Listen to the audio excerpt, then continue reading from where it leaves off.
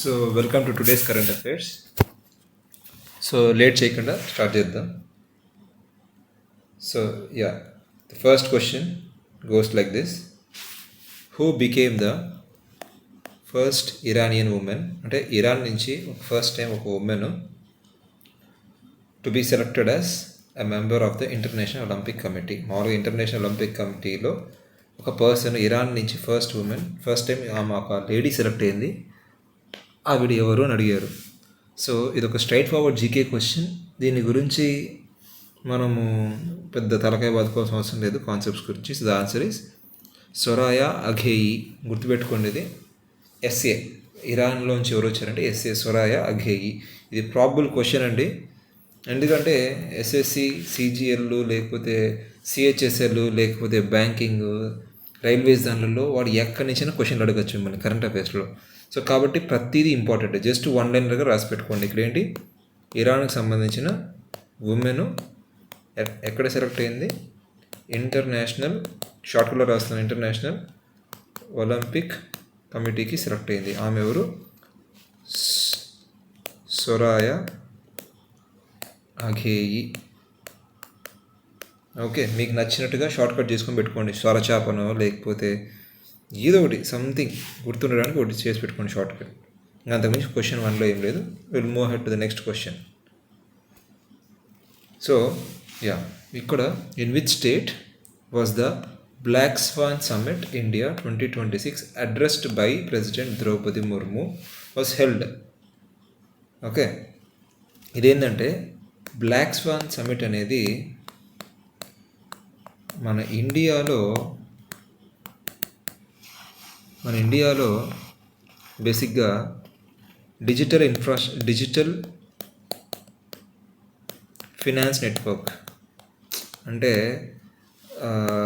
ఎలా చెప్పాలి మీకు, బజాజ్ ఫిన్ సర్వీసెస్, లేకపోతే మనకి అదర్ కార్డ్ ఆఫర్ చేస్తూ ఉంటారు కదా ఎస్బీఐ వాళ్ళు, డిజిటల్ సర్వీసెస్, అలాంటి వాటివన్నీ ప్లస్ ఏఐ, ఆర్టిఫిషియల్ ఇంటెలిజెన్స్, ఈఎంఐలు జనాలకు అలవాటు చేయడానికి, ఇలాంటి వాటికి జరిగిన సమిటే బ్లాక్ స్వాన్ సమిట్ అనమాట. ఇది ఎక్కడ జరిగిందంటే ఒడిస్సాలో భువనేశ్వర్లో జరిగింది. So this happened in Odisha, Bhubaneswar. ఇది కూడా అడగచ్చు మిమ్మల్ని. Black swan summit was held in which city, Bhubaneswar, Odisha. గుర్తుపెట్టుకోండి ఇది. ఓకే, ఇది ఎవరితో కలిసి చేశారంటే తెలంగాణ గవర్నమెంట్. తెలంగాణలో మనకి ఒకటి ఉంది, ప్లస్ ఫిన్టెక్ వ్యాలీ. మనకి ఎలాగైతే హైటెక్ సిటీ ఉందో అక్కడ ఫిన్టెక్ వ్యాలీ ఉంది, ఫార్మా సిటీ ఉంది, అలాగా ఫిన్టెక్ వ్యాలీ అంటే అక్కడ అన్ని కంపెనీలు ఉంటాయి కదా. ఫిన్టెక్ అంటే ఏం లేదు, డబ్బుల్ని ఆన్లైన్లో జనాలకు అందుబాటులోకి తెచ్చే కంపెనీస్ని, సర్వీసెస్ అంటే డబ్బులకు అందుబాటులోకి వచ్చేదానికి ఆన్లైన్లో జనాలకు హెల్ప్ చేసే సర్వీసెస్ని ఫిన్టెక్ కంపెనీస్ అంటారు. బజాజ్ ఫినాన్స్ ఒకటి మనకు తెలిసింది. అలాగే హెచ్డిఎఫ్సి వాళ్ళు ఏదైనా సరే ఒక సాఫ్ట్వేర్ లాంచ్ చేస్తే అది కూడా ఒక ఫిన్టెక్ కంపెనీ. బ్యాంక్స్కి సపోర్ట్ చేసే ఆన్లైన్ డిజిటల్ కంపెనీస్ అన్నీ కూడా ఫిన్టెక్ కంపెనీసే. సింపుల్. ఓకే, సో ఇక్కడ బ్లాక్ స్వాన్ సమిట్ అనేది దేనికోసం జరిగింది, to promote digital infrastructure, digital finance network or digital infrastructure. And ఎక్కడ జరిగింది, భువనేశ్వర్లో జరిగింది. ఇది ఎవరు ఆర్గనైజ్ చేశారు, Telangana government plus fintech valley వాళ్ళు కలిసి ఆర్గనైజ్ చేశారు. ఇది గుర్తుపెట్టుకోవాల్సింది మీరు. ఆల్రైట్, సో లేట్ లేకుండా నెక్స్ట్ క్వశ్చన్కి వెళ్ళిపోదాం. ల్యాగ్ చేయకుండా ఫట్ ఫట్ ఫట్ ఫట్ కొట్టేద్దాం. సరే, నెక్స్ట్ క్వశ్చన్ చూడండి. In which city will the global cyber peace summit 2026 be organized. ఈ గ్లోబల్ సైబర్ పీస్ సమిట్ ఏం లేదు, ఇంటర్నెట్ని ఓన్లీ ఫర్ గుడ్, మంచి పర్పసెస్ కోసమే. అదేంటి, గవర్నెన్స్ అందించాలా. గవర్నెన్స్ అంటే పరిపాలనా విధానాలు. దానివల్ల మనకి రాడికలిజం స్ప్రెడ్ అవుతుందంటే ఆన్లైన్లో అందరినీ వైలెన్స్గా గురి చేసి టెర్రరిస్ట్లాగా కన్వర్ట్ చేస్తున్నారు. తర్వాత సైబర్ పీస్, అర్థమైందా? సైబర్ అంటే ఇంటర్నెట్లో ఇంటర్నెట్ శాంతి కోసం వాడడం కోసం జరిగే సమిటే గ్లోబల్ సైబర్ పీస్ సమిట్. ఈసారి ఇండియాలో జరుగుతుంది. అది ఎక్కడ జరుగుతుందంటే న్యూఢిల్లీలో జరుగుతుంది. So internet for good, internet మంచి కోసమే వాడాలా. గవర్నమెంట్ అందించే సర్వీసెస్ని జనాల కోసం ఇవ్వడానికి, రాడికలైజేషన్ కోసం వాడకూడదు, రాడికలిజం స్ప్రెడ్ కోసం వాడకూడదు అనమాట. అలాగే ఎంతవరకు జనాలకి ఇంటర్నెట్ యూజ్ అవుతుంది, దాని ఇంపాక్ట్ ఎంతవరకు ఉందని అసెస్ చేస్తూ మాట్లాడుతారు. అది గ్లోబల్ సైబర్ పీస్ సమిట్. అది ఎక్కడ జరగబోతుంది? న్యూఢిల్లీ. చూడండి, ఎస్ఎస్సి, ఆర్ఆర్బి, తర్వాత ఈ బ్యాంకింగ్ దాంట్లో చెప్తున్న కరెంట్ అఫైర్స్ చాలా డైరెక్ట్గా అడుగుతాడు. గ్లోబల్ సైబర్ పీస్ సమిట్ దేని గురించి అంటే ఇంటర్నెట్ మంచి కోసం వాడడం గురించి పెట్టారు. డిస్కషన్స్ చేస్తారు. అది యాడ్ జరిగిందంటే న్యూఢిల్లీ. ఇంకా అంతే మనకు తెలియాల్సిన కరెంట్ అఫైర్. కాన్సెప్ట్స్ ఉంటే నేను చెప్తాను నీట్గా. ఓకే, కాన్సెప్ట్ బేసిస్ ఏదైనా ఖచ్చితంగా ఎక్స్ప్లెయిన్ చేస్తాను టైం తీసుకొని. అంతకుమించి ఇక్కడ అవసరం లేదు. సో ఇక్కడ ఎప్పటి నుంచి ఎప్పటి వరకు జరిగింది? 8th to 10th February జరిగింది. అది కూడా గుర్తుపెట్టుకోండి. ఇట్లా రాసి పెట్టుకోండి నోట్స్ అంతే. ఫోర్త్ క్వశ్చన్ చూద్దాం. What is the inflation?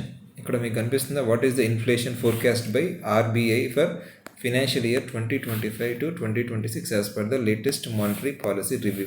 ఇక్కడ మనకు కనిపిస్తున్న రెండు ఇంపార్టెంట్ టర్మ్స్ అంటే ఇన్ఫ్లేషన్ ఒకటి, మానిటరీ పాలసీ ఒకటి. ఇక్కడ చూద్దాం. ఆర్బీఐ ఏం చేస్తుందంటే గవర్నమెంట్ పైన ఉంటుంది. గవర్నమెంట్ ఆర్బీఐకి ఏం చెప్తుందంటే నువ్వు ఇన్ఫ్లేషన్ని కంట్రోల్ చేయని చెప్పేసి చెప్తుంది. సరే, ఇన్ఫ్లేషన్ అంటే ఏందో చూద్దాం ఫస్ట్. ఇన్ఫ్లేషన్ అంటే మీకు సింపుల్గా చెప్తా. 2015 తీసుకుందాం ఫర్ ఎగ్జాంపుల్.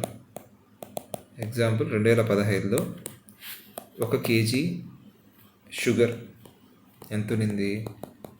10 రూపీస్ ఉన్నింది. అదే షుగరు 2025లో చూస్తే 1 kg ఎంతకు వచ్చింది? 40 రూపీస్కి వచ్చింది. సో ఇప్పుడు ధర చూడండి, క్వాంటిటీ ఇదే ఉంది, కేజీనే ఉంది, క్వాంటిటీ కేజీ ఉంది, కానీ ధర మాత్రం 10 నుంచి 40కి పెరిగింది. ఇలా వస్తువుల ధరలలో మార్పు రావడాన్ని, వస్తువుల ధరలు పెరిగిపోవడాన్ని ఇన్ఫ్లేషన్ అంటారు. So rise in price levels అంటే వస్తువుల ధరల్లో మార్పునే ఇన్ఫ్లేషన్ అంటారు. ఇన్ఫ్లేషన్ ఒక రోజు జరగడం కాదు, మనిషి పుట్టినప్పటి నుంచి ఇన్ఫ్లేషన్ జరుగుతూనే ఉంది. ఎందుకు జరుగుద్ది అంటే ఇన్ఫ్లేషను మనకి మనుషులు పెరిగినంతగా వస్తువులు పెరగవు, ఉత్పత్తి పెరగదు. మనుషులు ఏమో ఒక 10 సంవత్సరాల కిందట 100 కోట్లు, సరే ఫర్ ఎగ్జాంపుల్ 10 సంవత్సరాల కిందట ఎంతమంది ఉన్నారు? ఒక 70 కోట్లు ఉన్నారు. 10 సంవత్సరాల కిందట ఇండియాలో లేటెస్ట్ 80 crores ఉన్నారు. ఈ 10 సంవత్సరాల గ్యాప్లో జనాలు యాంటిక్ మల్టిప్లైన్ అంటే 140 కోట్లు 150 కోట్లు దాటిపోతున్నారు అనమాట. సో జనాలు పెరిగినంత ఫాస్ట్గా వస్తువులు పెరగవు.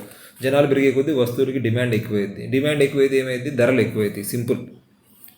మార్కెట్లో డిమాండ్ ఉందంటే ధర పెరిగిపోద్ది ఆబ్వియస్లీ. సో అదేవిధంగా అన్ని వస్తువుల ప్రైస్ పెరుగుతూ వస్తాయి అనమాట. ఆ ప్రైస్ పెరగడాన్ని ఏమంటారంటే ఆ ఫినామినాన్ని ఇన్ఫ్లేషన్ అంటారు. సో ఇన్ఫ్లేషన్ అంటే మళ్ళీ చెప్తున్నా, జనరల్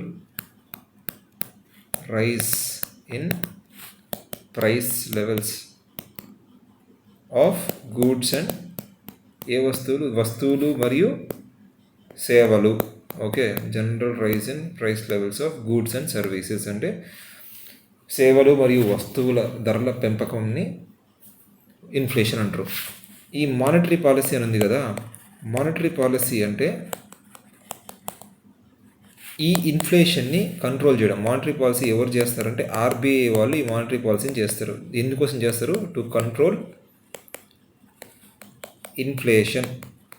అంటే ఈ ధరల పెంపకం ఎక్కువ కాకుండా చూసుకునేదానికి మరియు మరీ తక్కువ కాకుండా చూసుకునేదానికి ఆర్బీఐ ఏం చేస్తుందంటే they follow something called as monetary policy.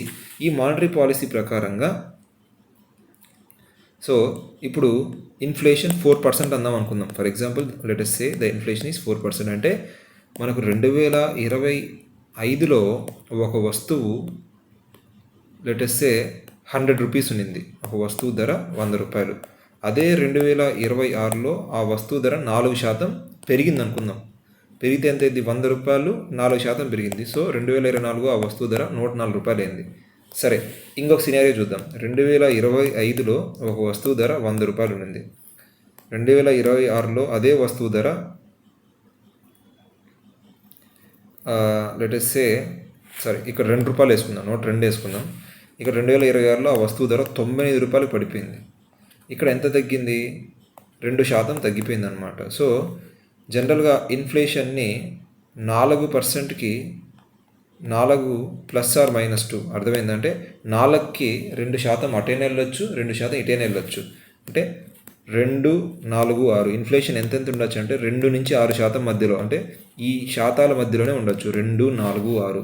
So 4ని మధ్యలో పెట్టుకుంటే ఈధర్ 2% తగ్గనన్నా తగ్గచ్చు, లేకపోతే 2% పెరిగి 6%కైనా వెళ్ళచ్చు. జనరల్గా ఇన్ఫ్లేషన్ బ్యాండ్ అంటాం దీన్ని. ఓకే, 2 నుంచి 6% మధ్యలో ఇన్ఫ్లేషన్ ఉంచాలా అని చెప్పేసేదే మన ఆర్బీఐ టార్గెట్ అనమాట. అది మానిటరీ పాలసీ యొక్క టార్గెట్ జనరల్గా. ఇది 2025కి 26కి ఎంత పెట్టారంటే 2.1%గా టార్గెట్ పెట్టుకున్నారు. ఆ టార్గెట్ ఎలా అచీవ్ చేస్తారు అని చెప్పేసి ఎకనామిక్స్ క్లాస్లో మీరు మళ్ళీ జాగ్రత్తగా నేర్చుకోవచ్చు అనమాట. బట్ ఇన్ఫ్లేషన్ అంటే అది మానిటరీ పాలసీ, అంటే ఇన్ఫ్లేషన్ కంట్రోల్ చేయడం కోసం ఆర్బీఐ వాళ్ళు చేసే పనులనే మానిటరీ పాలసీ అంటారు. ఇన్ఫ్లేషన్ ఎప్పుడైనా సరే 2%, మళ్ళీ చెప్తున్నా 2% నుంచి 6% లోపల. దీన్ని ఇంకొక విధంగా ఎలా చెప్పచ్చు అంటే 4 ± 2% అని చెప్పేసి కూడా చెప్తాను అనమాట. జనరల్గా 2% to 6% మెయింటైన్ చేయాలి. అంటే 2% తగ్గనన్నా తగ్గాలి. మధ్యలో 4 తీసుకుంటే ఇదర్ 4 నుంచి 2 కన్నా పడాలా, లేదంటే 4 నుంచి 6 కన్నా వెళ్ళాలా. అంటే మరీ ఎక్కకూడదు, మరీ తగ్గకూడదు అనమాట. మరి కిందికి వెళ్ళిపోకూడదు ధరలు. ఇవన్నీ ఎందుకు ఏంటి అని చెప్పి మీకు తర్వాత అర్థమైంది. బట్ ప్రస్తుతానికి ఇది చాలు. Yeah, 5th question. INS Arnala anti submarine warfare shallow water craft. Shallow water అంటే ఏం లేదు, సముద్రం. ఇక్కడ వెళ్తే ఇది డీప్ వాటరు, ఇక్కడ ఉండేది షాలో వాటర్. అర్థమైందా? ఇదంతా నేల, ఇదంతా సముద్ర నీళ్ళు అనుకుంటే ఈ షాలో వాటర్ ఇక్కడే ఆపరేట్ అయ్యే షాలో వాటర్ క్రాఫ్ట్ అంటే బోట్ అని. Was designed and built by which ship yard? So the answer is very straight forward, garden Reach ship builders and engineers. This is in Kolkata. మిమ్మల్ని ఇది కూడా అడుగుతారు, ఎక్కడుంది గార్డెన్ అని. Garden Reach ship builders and engineers Kolkata. అలాగే Mazagon dock Mumbai, ఇది వైజాగ్. గుర్తుపెట్టుకోండి, హిందుస్థాన్ షిప్ యార్డ్ లిమిటెడ్ వైజాగ్లో ఉంది. Mazagon dock ship builders limited ముంబైలో ఉంది. అలాగే Garden Reach ship builders and engineers కోల్కత్తాలో ఉంది. సో ఇదేంటంటే యాంటీ సబ్మెరీన్ వస్తే ఆ సబ్మెరీన్ని ఈ షిప్ ఇక్కడే ఉండి ఆ సబ్మెరీన్ని ఇక్కడున్న సబ్మెరీన్స్ని అటాక్ చేయగలదు అనమాట. సో దాని పేరు ఏం పేరు? ఐఎన్ఎస్ ఆర్నాలా. ఇది సంగతి. Will move ahead for the next question.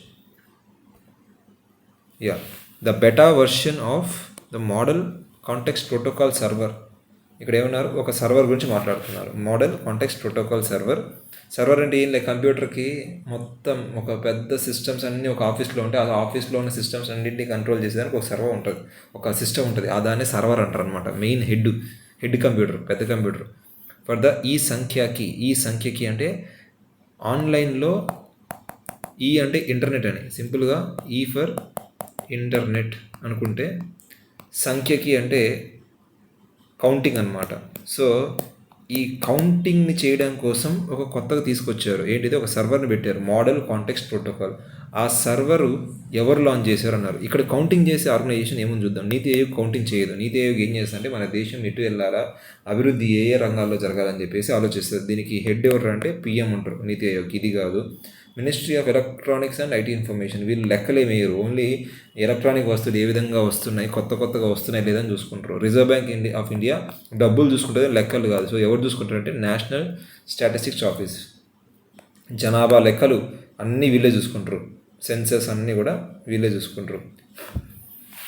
Almost ఈ లెక్కలన్నింటినీ ఏం చేస్తారంటే మన దగ్గర తీసుకున్న లెక్కలన్నింటినీ దీంట్లోకి అప్లోడ్ చేసేస్తారు. ఈ అప్లోడ్ చేసేస్తే మనం కూడా చూసుకోవచ్చు. ప్లస్ ఇంతకుముందు మనుషులు చేసే పని అంతా కూడా వీళ్ళు ఇప్పుడు ఏఐ ద్వారా ఆ లెక్కలన్నింటినీ సింప్లిఫై చేసేసి ఈ సర్వర్లోకి అప్లోడ్ చేస్తారనమాట. అంతే. ఇది గుర్తుపెట్టుకోండి, model context protocol server for ఈ సంఖ్యకి. ఇక్కడ గుర్తుపెట్టుకోవాల్సిన 3 కీవర్డ్స్ ఏంటంటే మోడల్ కాంటెక్స్ట్ ప్రోటోకాల్ అనేది ఒక సర్వర్, ఒక కంప్యూటర్ లాంటిది, ఒక కంప్యూటర్లో ఉండే సాఫ్ట్వేర్ లాంటిది. ఇది దేనికి పనిచేస్తుంది అంటే ఈ సంఖ్యకి పోర్టల్ అంటే ఒక వెబ్సైట్ ఉంది, ఆ వెబ్సైట్లో పనిచేసే సాఫ్ట్వేరే ఇది. ఇది ఎవరి కింద ఉందంటే నేషనల్ స్టాటిస్టిక్స్ ఆఫీస్, దీని కింద ఉంది. ఇలా మీరు గుర్తుపెట్టుకోండి. 3 కీవర్డ్స్ ఇక్కడ.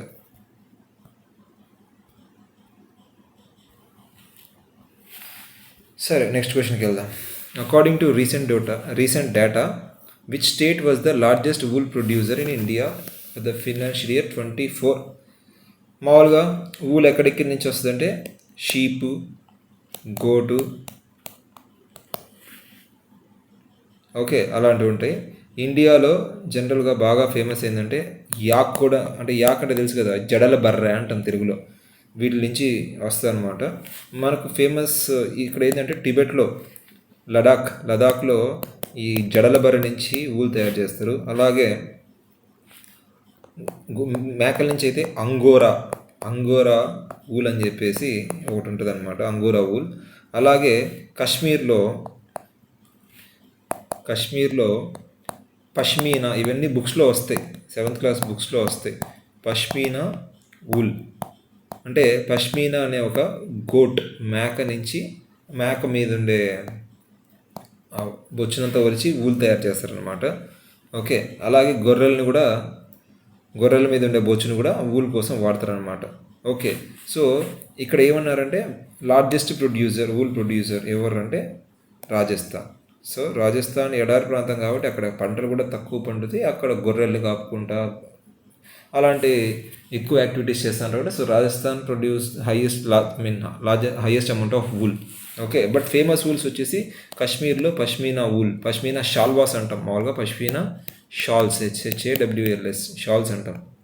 ఓకే, సో లదాఖ్లో ఏమో యాక్ మీద ఉండే బొచ్చును తీసి ఊల్ చేస్తారు. అలాగే అంగోరా ఊల్ అనేది కూడా ఒక గోట్ నుంచి ప్రొడ్యూస్ చేసిన ఊల్. ఓకే, స్టెప్స్లో చూద్దాం. షియరింగ్ అంటే బొచ్చుని గొరిగేయడం. ఓకే, వూల్ మేకింగ్ అంటే ఉన్నిని తయారు చేసే ప్రాసెస్ ఏంటంటే ఫస్ట్ షియరింగ్. ఓకే, రిమూవల్, దాన్ని ఒంటి మీద నుంచి తీసేయడం, షియరింగ్. తర్వాత స్కౌరింగ్ అంటే సింపుల్గా దాన్ని వాష్ చేయడం. ఓకే, తర్వాత సార్టింగ్ అంటే సైజుకు తగ్గట్టుగా సపరేట్ చేయడం. Shearing, scouring, sorting. తర్వాత డైయింగ్ అంటే దానికి రంగును యాడ్ చేయడం. తర్వాత రోలింగ్ అంటే దాంతో వూల్ థ్రెడ్స్ ఉంటాయి కదా, అవి థ్రెడ్స్ తయారు చేయడం. అది సంగతి. దీని గురించి పడితే ఇలా పడవచ్చు ఊల్ గురించి, అందుకోసం మొత్తం చెప్పాను. సో క్వశ్చన్ ఏమడిగారు? సో క్వశ్చన్ ఏంటంటే which state was the largest wool producer? Answer is Rajasthan, అంతే. బట్ మిగతాది కూడా తెలుసుకొని పెట్టుకుంటే మంచిది. మీకు ఎక్కడైనా జీకే బుక్స్ కొన్నా కూడా ఇదంతా ఇస్తారు, ఊల్ గురించి. సైన్స్ బుక్స్, జనరల్ సైన్స్ అని చెప్పేసి ఇదంతా ఇచ్చేస్తారు. సరే, ఇక్కడ చూద్దాం. So the 8th question. In February 2026, the President of India, Srimati Draupadi Murmu, inaugurated the Bastar Pandum 2026 festival to revive which, ఇక్కడ స్పెల్లింగ్ మిస్టేక్ అండి, ఇది విచ్. ఓకే, ఇక్కడ విచ్ రావాలా, ఇది కాదు. To revive which tribal art and culture of and bring it in front of the country and abroad. This festival is celebrated in which state of India? అయితే ఛత్తీస్గఢ్లో ఈ మధ్య బాగా నక్సలిజం, అర్థమైందా, నక్సలిజాన్ని తగ్గించడానికి ఇండియా వాళ్ళు March 2026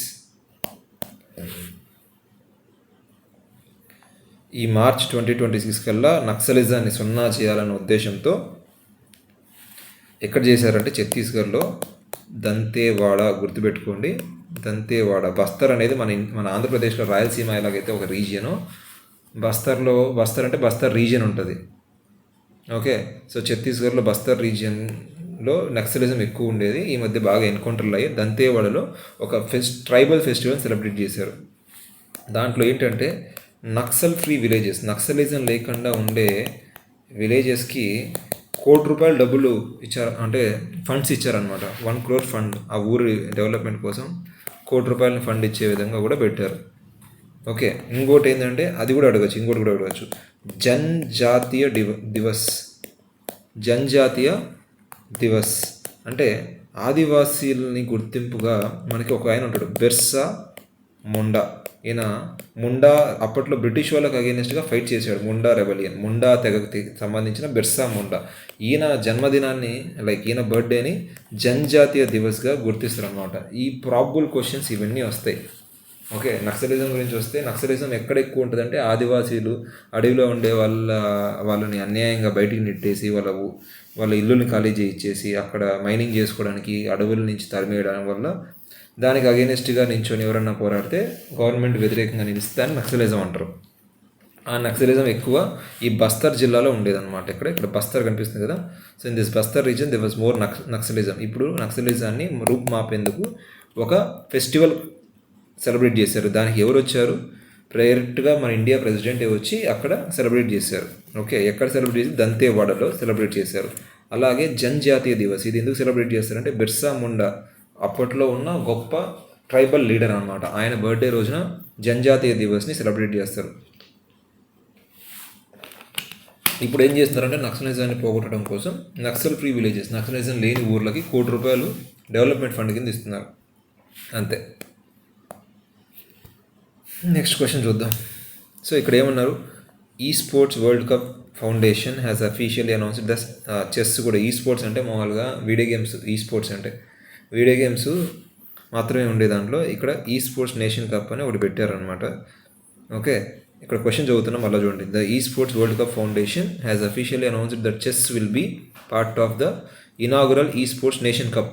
chess is now a part of players competing in the tournament. Esports titles with ఎన్ని చెస్లో మిమ్మల్ని ఇక్కడ ఇంకో క్వశ్చన్ అడగచ్చు. ఈ క్వశ్చన్ మీనింగ్ ఏంటంటే మనకి ఈ స్పోర్ట్స్ వరల్డ్ కప్ జరుగుతుంది, దాంట్లో కొత్తగా ఏమి ఇంట్రడ్యూస్ చేశారంటే చెస్ని ఇంట్రడ్యూస్ చేశారు. ఆ చెస్లో ఎంతమంది ప్లేయర్స్ ఉంటారు, ఎన్ని టైటిల్స్ ఉన్నాయని చెప్పేసి question. Very simple. Okay, so ఇక్కడ ఆన్సర్ వచ్చేసి బి అనమాట. సో 16 టైటిల్స్ ఉన్నాయి, 16 టైటిల్స్ ఉన్నాయి అనమాట. వేరియస్ కేటగిరీ, ఏజ్ని బట్టి టైంను బట్టి చెస్లో వేరియస్ కేటగిరీస్ ఉన్నాయి. అలాగే 128 ప్లేయర్స్ పాల్గొంటారు. మీరు నోట్బుక్లోకి ఏమి వెళ్ళాలంటే ఇది వెళ్ళాలి. ఈ స్పోర్ట్స్ వరల్డ్ కప్ జరగబోతుంది, దాంట్లో కొత్తగా ఏమి ఇంట్రడ్యూస్ చేశారంటే చెస్ని ఇంట్రడ్యూస్ చేశారు. ఆ చెస్లో కూడా 16 టైటిల్స్, 16 పథకాలు ఉంటాయి. 16 పథకాల కోసం 16 టైటిల్స్ కోసం 128 ప్లేయర్స్ కంపీట్ చేయబోతున్నారు. అంతే, అది సంగతి. నెక్స్ట్ క్వశ్చన్ చూద్దాం. Who was named player of the tournament in the ICC under nineteen men's cricket world cup 2026? నేననే చెప్పా, వైభవ్ సూర్యవంశీ, రాజస్థాన్ రాయల్స్ ఓపెనర్. మనోడు గట్టి కొట్టేశాడు, ఇంగ్లాండ్ని ఏడిపించేశాడు అనమాట. 411 అనుకుంటా, India's highest ever score. Under nineteen player, 14 years లేడు ఈ అబ్బాయికి. ఆల్మోస్ట్ 150+ రన్స్ స్కోర్ చేశాడు విత్ ఇన్ 70 బాల్స్ లోపల, నాకు గుర్తుండైతే. సూపర్గా ఆడాడు. So he was named as the player of tournament. ఇంతకు మించి ఇది క్వశ్చన్ అవసరం లేదు. Okay, will move ahead. చూద్దాం. ఇక్కడ మేఘనా Sajjanar okay one A bronze medal in the women's ఇక్కడ అనలేదు, women's pistol championship while being 8 months pregnant. ఈయన 8 నెలలు గర్భవతి అంట. అసలు గర్భంగా ఉన్నప్పుడు లేయడమే ఎక్కువ. అలాంటిది ఏం పోయి ఒక రైఫిల్స్ ఈవెంట్లో పార్టిసిపేట్ చేసింది. అది ఏ ఈవెంట్లో గెలిచింది అని చెప్పేసి అడిగారు. ఇక్కడ మీరు గుర్తుపెట్టుకోవాల్సిన 2 key terms ఏంటంటే మేఘనా, మై నేమ్ ఈజ్ మేఘనా అలా కాకుండా మేఘనా సజ్జనార్. ఈమె 8 months ప్రెగ్నెంట్ అయ్యింది కూడా ఒక టైటిల్ గెలిచింది. అది ఏ టైటిల్ అని చెప్పేసి అడిగారు. So women's 10 meters air rifle, ఇక్కడ నైఫిల్ అని ఇచ్చారు, సారీ ఇక్కడ మిస్టేక్, రైఫిల్. సో ఏ ఈవెంట్లో గెలిచింది? Women's 10 meter air rifle. చూడండి, గన్ అంటే ఒక షార్ట్, నాకు తెలియదు గన్ డయాగ్రామ్, ఇలా ఉంటే చిన్నది గన్ను. రైఫిల్ అంటే కొంచెం పొడుగ్గా వచ్చేసి ఓకే బందూక్ పెద్ద చాలా పొడుగుగా ఉండేసి ఉంటుంది, అది రైఫిల్. ఇక్కడ బొమ్మలు గీసినంత ఎక్స్పర్ట్ ఏం కాదు, జస్ట్ గుర్తుపెట్టుకోండి. ఇది చిన్న పొట్టిగుంటే గన్ను, పొడుగుంటే రైఫిల్, అంతే. ఇక్కడ ఆమె ఉమెన్స్ 10 meters ఎయిర్ రైఫిల్లో గెలిచారు. 8 months ప్రెగ్నెంట్ అయ్యిండు కూడా, బ్రాంజ్ మెడల్ గెలుచుకుంది. ఏం మెడల్ అంటారు? బ్రాంజ్ మెడల్, గుర్తుపెట్టుకోండి. సరే, నెక్స్ట్ క్వశ్చన్కి వెళ్ళిపోదాం. Which states team won the gold medal in the womens category in the para throwball?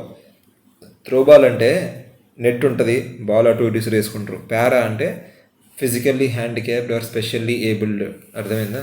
అలాంటి వాళ్ళని పారా అంటారు అనమాట. పారా. ఇక్కడ ఏ స్టేట్ వాళ్ళు ఈ పారా నేషనల్ ఫెడరేషన్ కప్లో గెలిచారు అని చెప్పేసి అన్నారు. నేషనల్ ఫెడరేషన్ కప్పు, వాళ్ళకు ఒక కప్పు జరిగింది, నేషనల్ కప్పు, త్రోబాల్ కప్పు. దాంట్లో ఎవరు గెలిచారు? The answer is Jharkhand. ఇక్కడ మీరు రాసుకోవాల్సిన కీవర్డ్స్ పారా, త్రోబాల్, నేషనల్ కప్పు. జస్ట్ చాలు, ఫెడరేషన్ ఉన్న అవసరం లేదు. ఎవరు గెలిచారంటే జార్ఖండ్. ఉమెన్స్ కేటగిరీలో. మెన్స్ దాంట్లో ఏపీ గెలిచారు. ఇది గుర్తుపెట్టుకోండి అంతే. ఇది నోట్బుక్లోకి నోట్ చేసుకొని పెట్టుకోండి అంతే. నెక్స్ట్ క్వశ్చన్ చూసేద్దాం.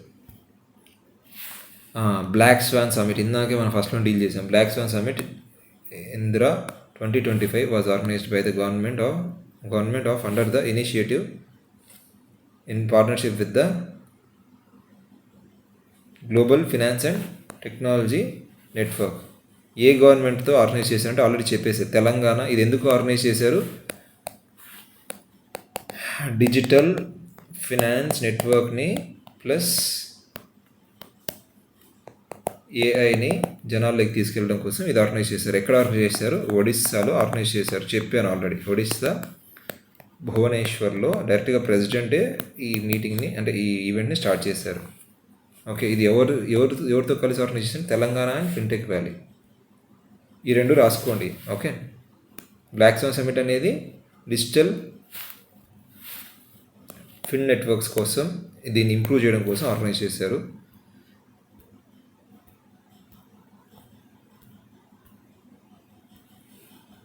ఓకే, నెక్స్ట్ క్వశ్చన్ చూద్దాం. ఇక్కడ అన్నారు, union minister Shri Ashwini Vaishnaw launch రేట్ 2 నానోమీటర్. అంటే 2 నానోమీటర్స్ అంటే మన బియ్యపు గింజ కంటే చిన్నది. సెమీ కండక్టర్ చిప్ మార్లాంగ్. ఏం పేరు అంట? మార్లాంగ్. ఇక్కడ మీరు కీవర్డ్స్ ఏంటంటే మార్లాంగ్, అదేంది 2 nanometer chip, semi conductor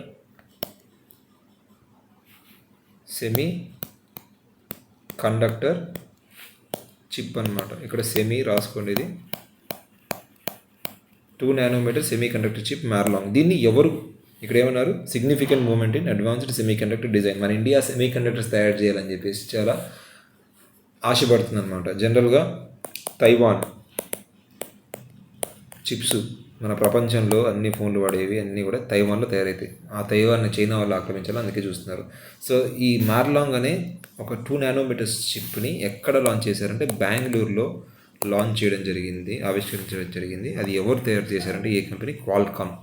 okay, మీరు రాసుకోవాల్సింది మార్లాంగ్ 2 నానోమీటర్ చిప్ బెంగళూరులో ఇది లాంచ్ చేయడం జరిగింది. అది ఏ కంపెనీది అంటే క్వాల్కామ్ వాళ్ళది, అంతే. ఓకే, కీవర్డ్స్ ప్రకారం వెళ్ళండి, ఇంకేం చేయాల్సిన అవసరం లేదు. సరే, నెక్స్ట్ క్వశ్చన్ చూద్దాం. Which team won the Santosh trophy? Santosh trophy అనేది ఫుట్బాల్ ట్రోఫీ అనమాట. అంటే స్టేట్ టీమ్స్, ఇంకా పోలీస్ టీమ్స్, అంటే పోలీస్ వాళ్ళ టీమ్స్ రకరకాలు ఉంటాయి కదా, అన్ని టీమ్స్ కలిసి కాంపిటీషన్ చేస్తాయి. ఫుట్బాల్ కప్ ఇది, national football cup, national level football cup. దీంట్లో ఎవరు గెలిచారంటే సర్వీసెస్, అంటే గవర్నమెంట్ ఉద్యోగస్తులు ఆడతారు కదా, ధోని, రైల్వే సర్వీసెస్ అలాంటివి ఉంటాయి కదా, సర్వీసెస్ వాళ్ళు గెలిచారు ఈ కప్ని. అది సంగతి ఈ రోజుకి ఇంకా. సో మీరు ఏం చేస్తారంటే నేను రాసినవి నీట్గా రాసుకోండి. నేను ఎక్కడైతే రాస్తున్నానో అవన్నీ కూడా మీ నోట్స్లో రాసుకొని పెట్టుకుంటే మీరు ఎగ్జామ్కి వెళ్ళేటప్పుడు రివిజన్లో కొనికి వస్తాయి. Okay, that's it for today. See you again.